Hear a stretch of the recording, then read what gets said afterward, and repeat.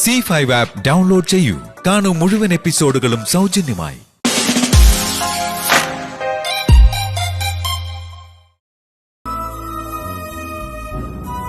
ഹിറ്റ്ലറെ, എന്റെ സ്നേഹത്തിന് നഷ്ടപരിഹാരം തരാൻ നിങ്ങൾക്ക് ഈ ജന്മത്ത് സാധിക്കില്ല.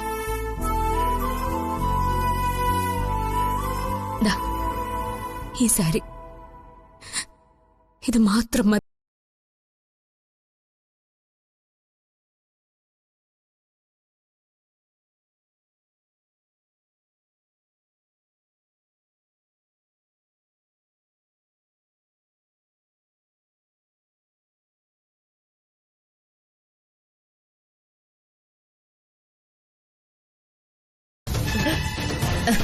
അമ്മ എന്തു പണിയായി കാണിച്ചത്? എല്ലാവർക്കും കൂടി അവകാശമുള്ള ഈ വീട് എങ്ങനെ അവൾക്ക് മാത്രമായിട്ട് കൊടുക്കാൻ പറ്റും? അമ്മ ചെയ്തത് ശരിയായില്ല.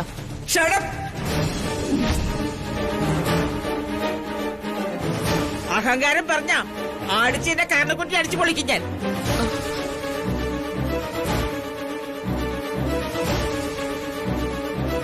എന്റെ പേരിലുള്ളതേ എനിക്ക് ഇഷ്ടമുള്ളത് കൊടുക്കും. നീ ആരാണ് ചോദിക്കാൻ?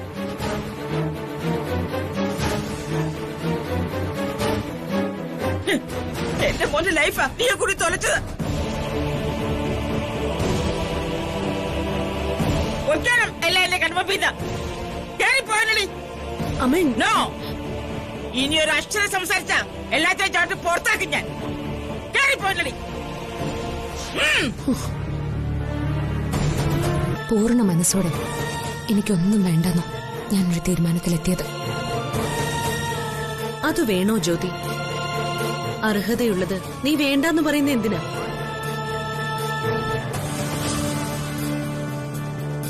നിന്റെ ഇനിയുള്ള ജീവിതത്തിന് താങ്ങായിട്ട് എന്തെങ്കിലും വേണ്ടേ?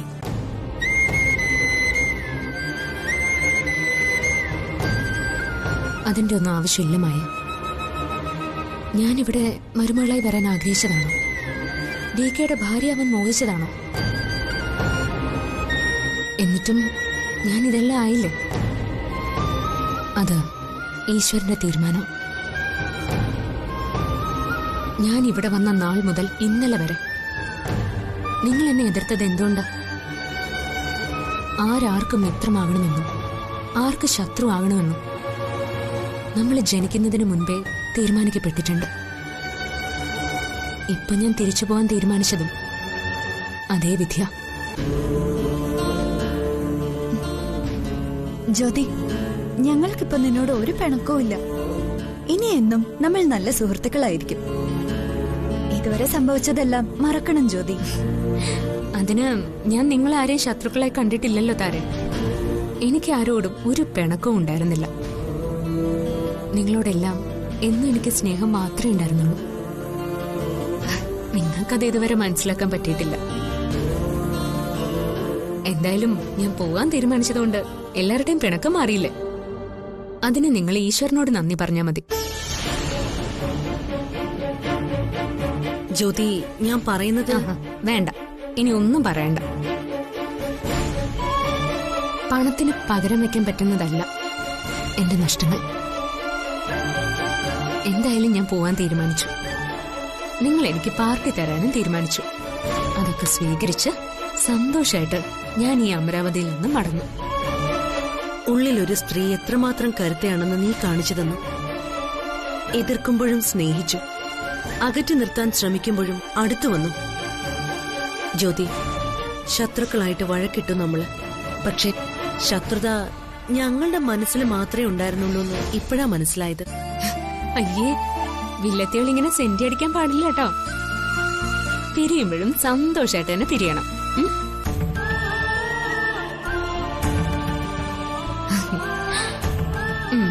പിന്നെ എന്തൊക്കെയാ വൈകിട്ടത്തെ പാർട്ടിയുടെ പ്ലാൻ?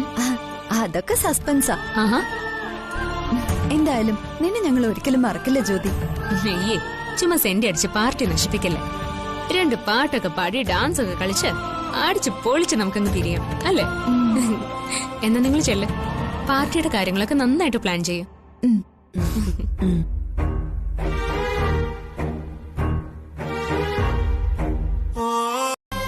നമ്മളെല്ലാം കൂടി ജ്യോതിക്ക് ഒരു നല്ല യാത്രയപ്പ് കൊടുത്തു വേണം അമരാവതിയിൽ നിന്ന് മടക്കി അയക്കാൻ.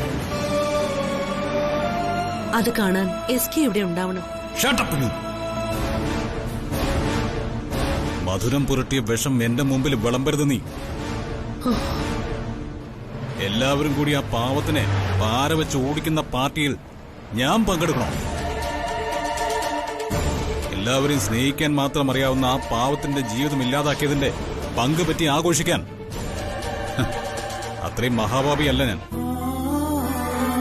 ആ പാവം അമരാവതി നിറങ്ങിപ്പോകുന്നത് ആഘോഷിക്കാൻ നിങ്ങൾ പാർട്ടി നടത്തുന്നു. പക്ഷേ എന്റെ ഏട്ടത്തിയുടെ നെഞ്ചിലെ സങ്കടം നിങ്ങൾക്ക് മനസ്സിലാവില്ല. സന്തോഷത്തോടെയാണോ ഏട്ടത്തി ആ പടി ഇറങ്ങിപ്പോകുന്നത്? ആണോന്ന്? എന്റെ ഏട്ടന്റെ ജീവിതത്തിലെ നന്മയാ ആ പടി ഇറങ്ങാൻ പോകുന്നത്. അവരുടെ കണ്ണീരിന്റെ ഉപ്പ് തൊട്ട് ഭക്ഷണം കഴിക്കാനും ചുണ്ടിൽ വിഷം പുരട്ടി മധുരത്തിൽ ഏട്ടത്തിക്ക് നല്ലത് വരട്ടെ എന്ന് പറയാനും എന്നെ കിട്ടില്ല. പക്ഷേ ആ സ്നേഹം അനുഭവിക്കാൻ നിനക്ക് ഭാഗ്യമില്ല. നീ വാരിക്കോരി കൊടുക്കാന്ന് പറഞ്ഞ നഷ്ടപരിഹാരം എന്റെ മോള് വേണ്ടെന്ന് പറഞ്ഞ എന്താ? അതറിയോ നിനക്ക്? അവളുടെ സ്നേഹത്തെ പണം കൊണ്ട് അളക്കാൻ അവൾ സമ്മതിക്കില്ല. എനിക്കറിയാം എന്റെ മോളെ. നീ ഉപേക്ഷിച്ചാലും അവളെ ഞാൻ സംരക്ഷിക്കും, എന്റെ മരണം വരെ. നിന്റെ ഒരു ചില്ലിക്കാശ് പോലും അവൾക്ക് വേണ്ട. അവളുടെ ഭർത്താവായിരിക്കാനുള്ള യോഗ്യത നിനക്കില്ലാതെ പോയി.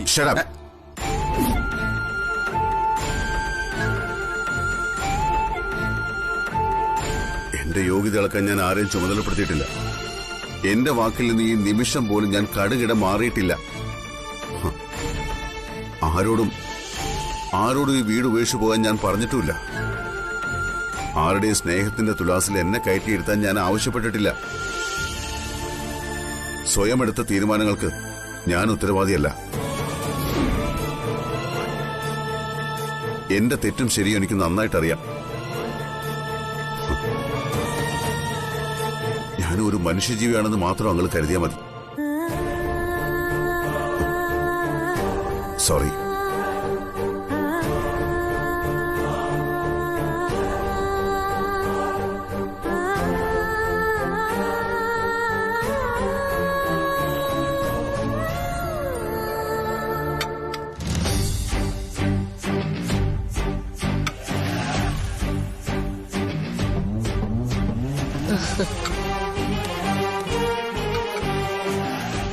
എല്ലാം ഓക്കെ അല്ലേ ഗൂഗിൾ?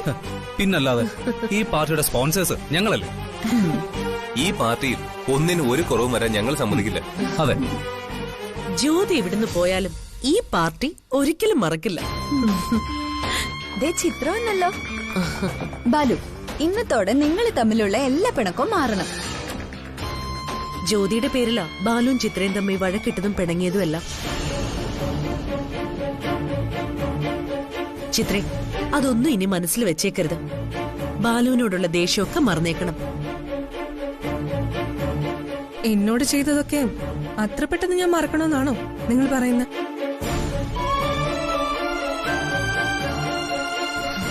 അതൊന്നും അത്ര പെട്ടെന്ന് മനസ്സിൽ നിന്ന് മാഞ്ഞു പോകുന്ന എനിക്ക് തോന്നുന്നില്ല.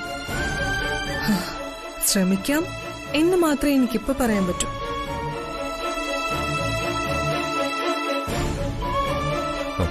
സോറി ചിത്രേ, അന്ന് അങ്ങനെയൊക്കെ സംഭവിച്ചു പോയി. നീ എന്നോട് ക്ഷമിക്കണം. ദേ ബാലു സോറിയും പറഞ്ഞു. അങ്ങനെ എല്ലാം കൊണ്ടും ഇന്നൊരു നല്ല ദിവസം തന്നെ. നല്ലതാണോ കെട്ടതാണോ എന്നൊക്കെ പറയാൻ ഇനി സമയമുണ്ടല്ലോ. പിന്നെ എനിക്കാരോടും പിണക്കമൊന്നും ഇല്ലെന്നൊന്നും ഞാൻ പറയുന്നില്ല. കാരണം അന്ന് എന്റെ മനസ്സ് മുറിഞ്ഞു പോയതൊന്നും ഇപ്പോഴും ഉണങ്ങിയിട്ടില്ല. പിന്നെ ഇപ്പൊ ഈ പാർട്ടിക്ക് നിങ്ങൾക്കൊപ്പം കൂടിയത് ഇത് ജ്യോതിക്ക് വേണ്ടിയുള്ള പാർട്ടിയെ. ഈ അടുത്തിടെയാണ് മരിച്ചത്. ഓ, ഈ മുരുകൻ ചെട്ടിയാരുടെ ലോറി ഓടിക്കലായിരുന്നു അയാളുടെ തൊഴില്. അയാൾ എങ്ങനെയാ മരിച്ചത്? ക്യാൻസർ ആയിരുന്നു. ദൈവം കൊടുത്ത വിധി, അല്ലാതെന്താ. ഞങ്ങളുടെ കേസും ഈ ചെട്ടുകാരുമായിട്ട് എന്താ ബന്ധം? അന്ന് നിങ്ങളെ ഇടിച്ച ലോറിയുടെ ഡ്രൈവർ ഈ പെരുമാൾ സ്വാമിയായിരുന്നു. മരിക്കുന്നതിന്റെ തലേ ദിവസം അവസാനാഗ്രഹമായി പെരുമാൾ പറഞ്ഞത് ചെട്ടിയാരെ ഒന്ന് കാണണമെന്നാ. ചെട്ടിയാരെ പോയി കാണുകയും ചെയ്തു. ICUവിൽ അന്ന് അവരുടെ കൂടിക്കാഴ്ചയ്ക്ക് സാക്ഷിയായ നഴ്സ് എന്റെ ഒരു പരിചയക്കാരിയായിരുന്നു. അവര് പറഞ്ഞത് പെരുമാൾ അവസാനമായിട്ട് ചെട്ടിയാരോട് സംസാരിച്ചത് ഒരു ആക്സിഡന്റിനെ കുറിച്ചായിരുന്നു എന്നാ. അതുകൊണ്ടാ നമ്മളിപ്പോ ചെട്ടിയാരെ കാണാൻ വന്നത്. നീ പറഞ്ഞത് കേട്ടപ്പോ എനിക്കും ചില സംശയങ്ങളൊക്കെ തോന്നുന്നുണ്ട്.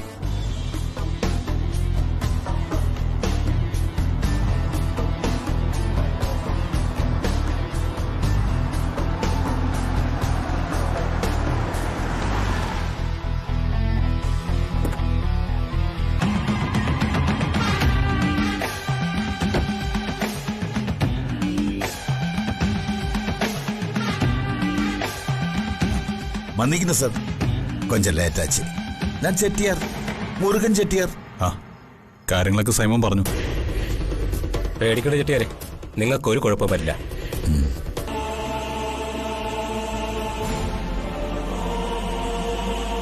അത് ശരിയാ, അതാ നല്ലത്. വേണ്ട, ആ കൂട്ടത്തിൽ എന്നെ കൂട്ടണ്ട.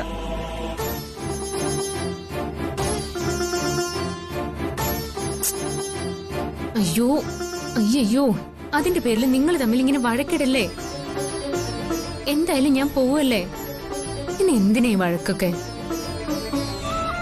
ബേട്ടി, നിന്നെ ഈ അമ്മ കൊണ്ടേ വിടും. അതൊന്നും വേണ്ട അമ്മേ. എന്നാ പിന്നെ എനിക്ക് കരയാനേ സമയം കാണുള്ളൂ. എനിക്കിനി കരയാൻ വയ്യ.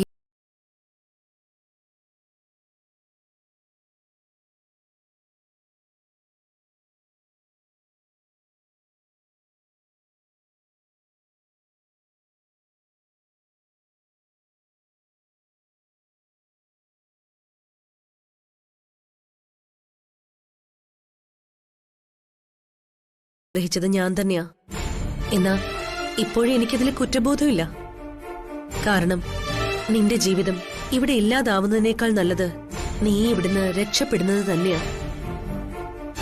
ഒരു ഭാര്യ ഏറ്റവും കൂടുതൽ ആഗ്രഹിക്കുന്നത് ഭർത്താവിന്റെ അംഗീകാരമാണ്. ആ അംഗീകാരം നിനക്ക് ഈ വീട്ടിൽ കിട്ടില്ല. നമ്മൾ അംഗീകരിക്കപ്പെടാത്തടത്ത് നമ്മൾ നിൽക്കരുത്. എനിക്കതിലൊരു പരാതിയില്ല മായേ. ആൾമാറാട്ടക്കാരിയായി വന്നവളെ അംഗീകരിക്കാൻ ആർക്കായാലും വിഷമമുണ്ടാവും എന്ന് കരുതി ഞാൻ ആരെയും കുറ്റപ്പെടുത്തുന്നൊന്നുമില്ല കേട്ടോ. എന്റെ വിധി അത്രേ ഉള്ളൂ.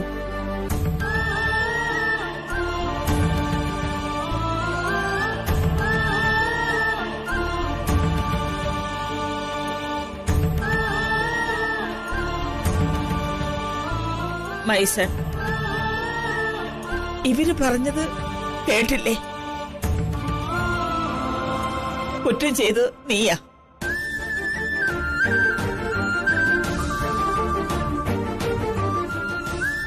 നീ അവളെ യഥാർത്ഥ വൈഫായിട്ട് അംഗീകരിക്കാത്തതാ എല്ലാത്തിനും കാരണം. എന്റെ സ്റ്റാൻഡ് എന്താണെന്ന് എല്ലാവർക്കും നേരത്തെ അറിയാവുന്നല്ലേ, പിന്നെ എന്തിനാ എന്നെ കുറ്റപ്പെടുന്നത്?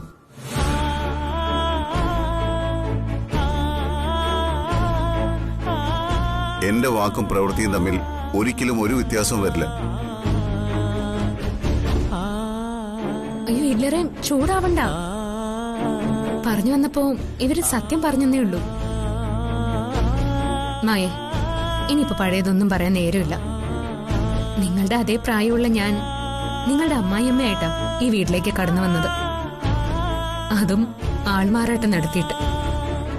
എന്നിട്ടും ഈ ഹിറ്റ്ലറും നിങ്ങളും എല്ലാം എന്നെ ഇത്രയും നാൾ സഹിച്ചത് തന്നെ എന്റെ ഭാഗ്യം.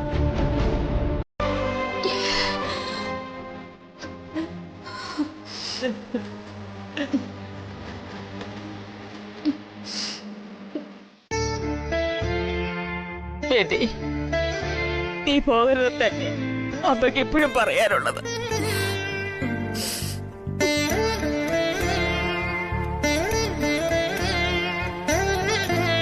നീ പോകുമ്പോ ഇവിടെ ഇല്ലാതാവുന്നത് ഈ വീടിന്റെ വെളിച്ചമാ.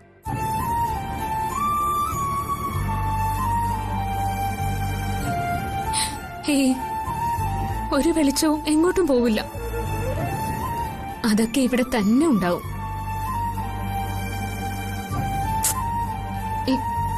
അമ്മ കരയല്ലേ?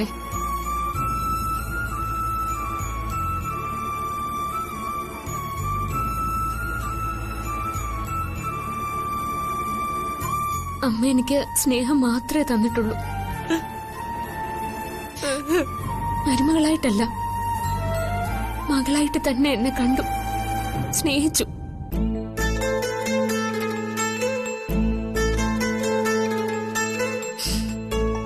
ഞാൻ ചെന്നുപെട്ട പ്രതിസന്ധികളിലെല്ലാം എനിക്ക് കരുത്തായിട്ട് നിന്നത് എന്റെ അമ്മയാ.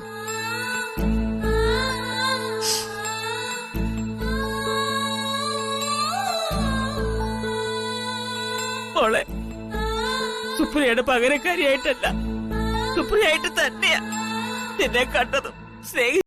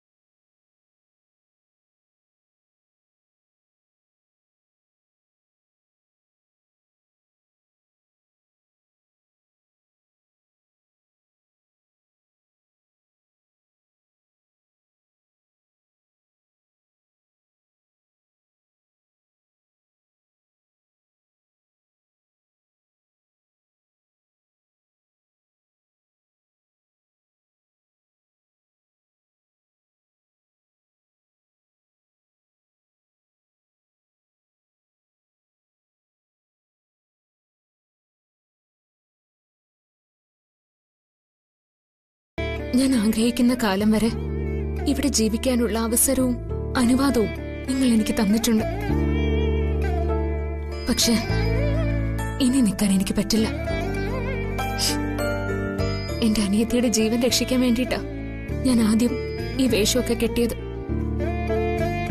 ജീവൻ രക്ഷിച്ചു, പക്ഷെ ജീവിതം ഉണ്ടാക്കി കൊടുക്കാൻ പറ്റിയില്ല.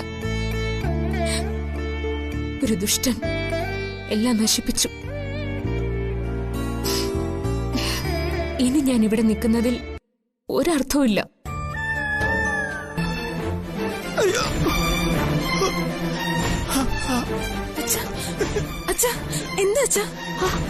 എന്താ സുധേട്ടാ? ജ്യോതിമോളെ രക്തം ചെയ്ത് ആശുപത്രി കൊണ്ടുപോയെന്ന്. എന്റെ ഈശ്വര, എന്റെ ചേച്ചി.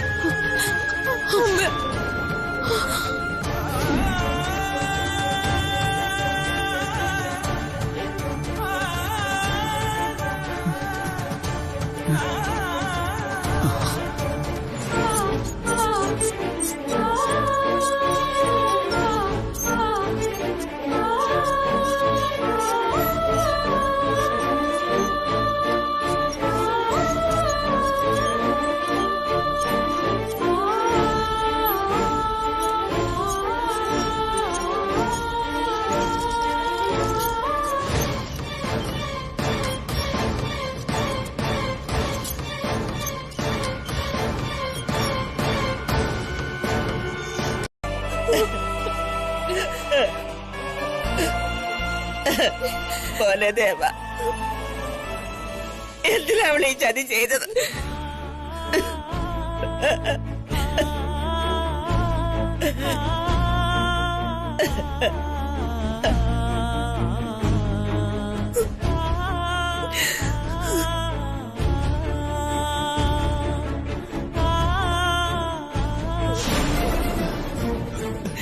പത്മാവതി അമ്മേ, ചേച്ചിക്ക് എന്താ ഞാൻ എന്താ കേട്ടത്?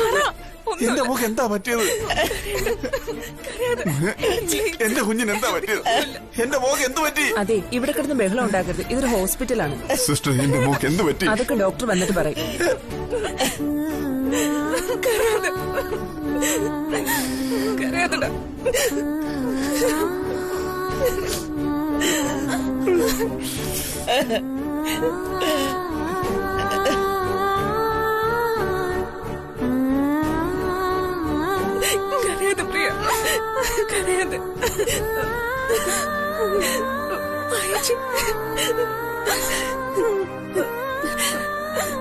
ചേച്ചിക്കൊന്നും പറ്റില്ല, കരയാതിരിക്കും. ഡോക്ടർ, ഞാൻ പറഞ്ഞില്ലേ 24 മണിക്കൂർ കഴിയാതെ ഒന്നും പറയാനാവില്ല. പോയിസൺ നല്ലപോലെ ഉള്ളിൽ ചെന്നിട്ടുണ്ട്. ആ കുട്ടി ആത്മഹത്യ ശ്രമിച്ചതിന് പ്രത്യേകിച്ച് കാരണമുണ്ടോ? എനിക്കറിയില്ല ഡോക്ടർ. ഞങ്ങൾ ആരും ഒന്നും ചെയ്തിട്ടില്ല. ഡോക്ടർ എങ്ങനെയെങ്കിലും അവളുടെ ജീവൻ രക്ഷിക്കണം. ഇവനോട് കിട്ടുമെന്നുള്ള കാര്യമൊക്കെ അവിടെ ഇരിക്കട്ടെ. നടന്നത് ആത്മഹത്യാ ശ്രമമാണെങ്കിലും കൊലപാതക ശ്രമമാണെങ്കിലും പോലീസിനെ അറിയിച്ചേ പറ്റൂ. ഡോക്ടർ, ദയവ് ഇത് പോലീസിനെ അറിയിക്കരുത്. എന്താ, പോലീസിനെ അറിയിച്ചാൽ അകത്താവുന്ന പേടിയുണ്ടോ? ഞങ്ങളുടെ വീട്ടിൽ ഇങ്ങനൊരു അപകടം നടന്നു പുറത്തറിഞ്ഞാൽ അത് ഞങ്ങൾക്ക് വലിയ നാണക്കേടാ. നാണക്കേടിനേക്കാൾ വലുതല്ലേടോ അകത്ത് കിടക്കുന്ന പാവം പെൺകുട്ടിയുടെ ജീവൻ. ഹലോ, ആ സാറായിരുന്നു. എന്താ സാർ ഈ രാത്രിയില്? ജ്യോതിയോ? അതെ സാർ, ഉണ്ടല്ലോ. ഇപ്പൊ ഐസിയിലാണ്. സംഗതി ഒരു പോയിസൺ കേസാ, ഇത്തിരി സീരിയസാ. ഉണ്ട്, ആളെന്റെ മുന്നിൽ തന്നെ ഉണ്ട്. ഓക്കെ സാർ, ഞാൻ നോക്കിക്കോളാം. കമ്മീഷൻ നിങ്ങൾ സുഹൃത്താണല്ലോ? അതെ ഡോക്ടർ, അദ്ദേഹം എന്റെ അടുത്ത സുഹൃത്താ. പ്രശ്നങ്ങളൊന്നും ഉണ്ടാകാതെ നോക്കണമെന്ന് അദ്ദേഹം പറഞ്ഞു. അത് ഞാൻ നോക്കിക്കോളാം. പക്ഷെ പോലീസിൽ ഇൻഫോം ചെയ്തേ പറ്റൂ. ഇല്ലെങ്കിൽ അത് ഹോസ്പിറ്റലിന് പ്രശ്നമാണ്.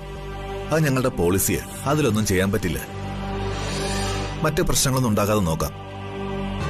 പോലീസിന്റെ ഭാഗത്തു നിന്നുള്ളത് കമ്മീഷണർ ചെയ്യട്ടെ. എന്തായാലും ഈ കുട്ടിയുടെ ഉള്ളിൽ വിഷം എങ്ങനെ ചെന്നുവെന്ന് കൂടെയുള്ളവരോടും തിരക്കി നോക്ക്. Okay doctor. ഓക്കെ. കൊള്ളാം. വിഷം ഉള്ളിച്ചെന്ന് DKയുടെ ഭാര്യ ആശുപത്രിയില്. നാളത്തെ പത്രത്തിന്റെ ഫ്രണ്ട് പേജിൽ വരാൻ പറ്റിയ വാർത്ത.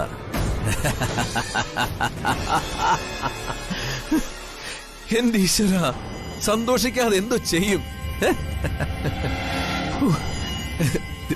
ദൈവമേ, നീ എനിക്കിങ്ങനെ ഓരോരോ സന്തോഷങ്ങൾ ഇങ്ങനെ മാറി മാറി തരികയാണല്ലോ.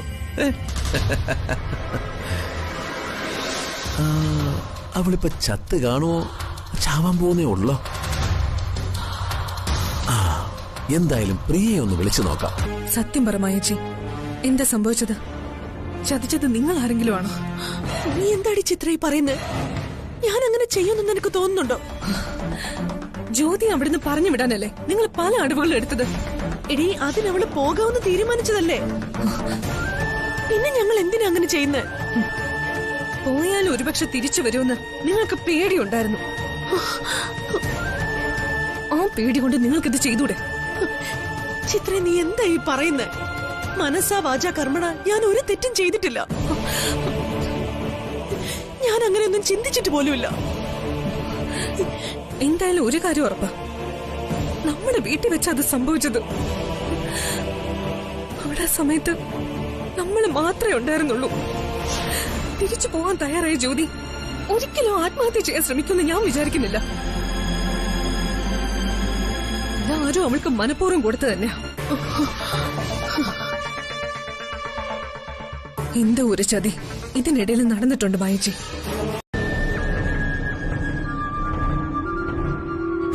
എങ്ങനെയുണ്ട് മായച്ചി? കുഴപ്പമൊന്നുമില്ലല്ലോ അല്ലേ? ചത്തിട്ടില്ല. ഇക്കൂട്ടത്തിൽ ആരാ കൂടെ നിന്ന് ചതിച്ചത്?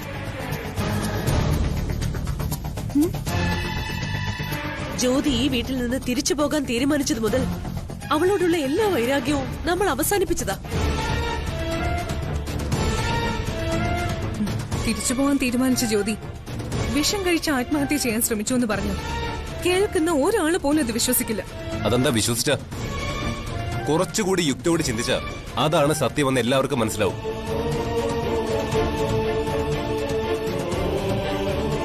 ബാലു പറയുന്നതിലും കാര്യമുണ്ട്. ജ്യോതി തിരിച്ചു പോകാൻ തീരുമാനിച്ചു എന്നത് സത്യമാണ്. പക്ഷെ അവസാന നിമിഷം അവൾക്ക് DKയും ഈ വീടിനെയും വിട്ടുപോകാൻ തോന്നിക്കാണില്ല. ആത്മഹത്യ ഒരു നിമിഷത്തിന്റെ പ്രേരണയാൽ സംഭവിക്കുന്ന ഒന്നാണെന്ന് ഡോക്ടർമാര് തന്നെ പറയുന്നുണ്ട്. മനസ്സിന്റെ കൺട്രോൾ പോയപ്പോ ഇനി ജീവിക്കേണ്ട എന്ന് അവൾ തീരുമാനിച്ചു കാണും. അതാണ് സംഭവിച്ചതെന്നാ എന്റെ ഉറച്ച വിശ്വാസം. എടാ, നീ പറഞ്ഞത് കറക്റ്റാ. വക്കീല് വന്നപ്പോഴും നമ്മളോടുള്ള യാത്ര പറഞ്ഞപ്പോഴും ജ്യോതി എന്തോ തീരുമാനിച്ചുറപ്പിച്ച നിലയിൽ തന്നെ ആയിരുന്നു. അത് മാത്രമല്ല, ഇത് അവള് നമുക്ക് തന്ന ഒരു പണി കൂടിയാ. പണിയോ?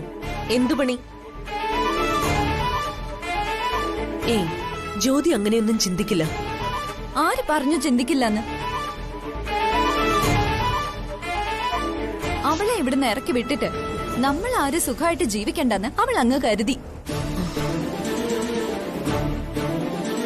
വിഷം ഉള്ളിൽ ചെന്ന് മരിച്ചാൽ സ്വാഭാവികമായും നമ്മളെല്ലാം പോലീസ് സംശയിക്കും, കസ്റ്റഡിയിലെടുത്ത് ചോദ്യം ചെയ്യുകയും ചെയ്യും. പോലീസിന്റെ ചോദ്യം ചെയ്യൽ അറിയാലോ. സംശയം തോന്നിക്കഴിഞ്ഞാൽ അവര് നമ്മളെ വെറുതെ വിടില്ല. അങ്ങനെ പോകുന്ന പോക്കിന് നമുക്കൊരു ആണയും കൂടി അടിച്ചിട്ട് പോയതല്ലെന്ന് ആര് കണ്ടു?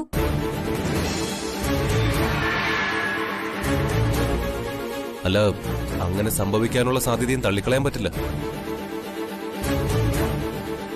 കാര്യം നമുക്കിതൊക്കെ പറയാം. പക്ഷേ പോലീസിൽ അവൾ നമുക്കെതിരെ മൊഴി കൊടുത്ത നമ്മളെല്ലാവരും അകത്തുപോകും.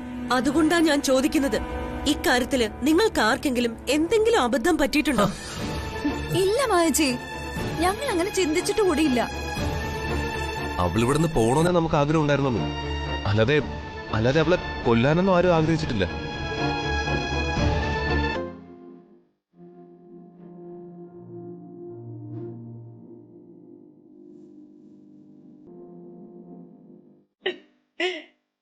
എന്നാലും മോളെ നീ